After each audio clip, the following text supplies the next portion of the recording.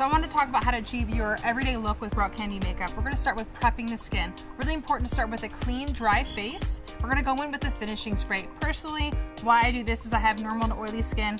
I've talked about this in another video, but it's so easy to prep the skin. This is going to give you a nice matte, clean, fresh face to start with that will help the airbrush to adhere to the skin.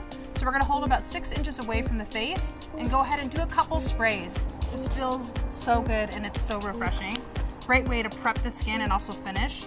So again, then we're gonna go in with our foundation. So what you can do with airbrush makeup, which makes it so easy, is you can customize colors. So you can always mix 2 colors together. Today I'm actually gonna start with 1 color. And we're gonna do just a couple drops. Again, we don't need to use too much of the makeup because a little bit goes a long way and it lasts a long time, which I love.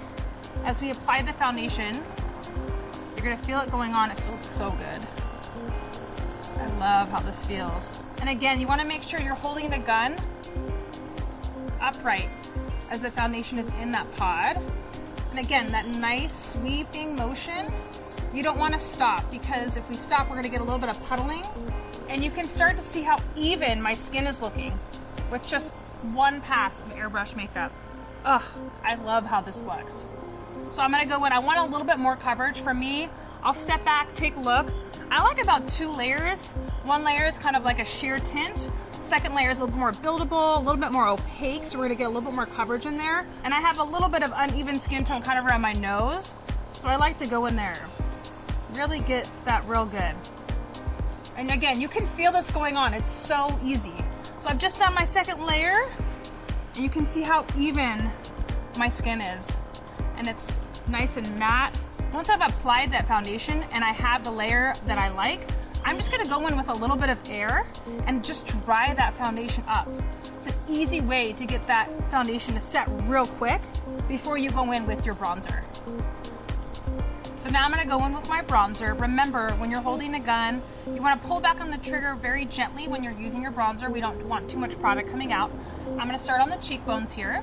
Simply using that light sweeping motion, getting a little bit of airbrush bronzer on the cheeks there. You can feel it going on the skin. Feels really nice.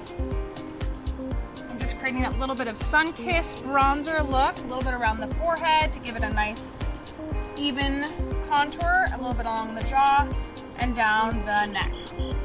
After bronzer, you're all ready for your blush, and you want to start on the apples of the cheek. Do a nice smile, focus on that apple, and just sweep it up.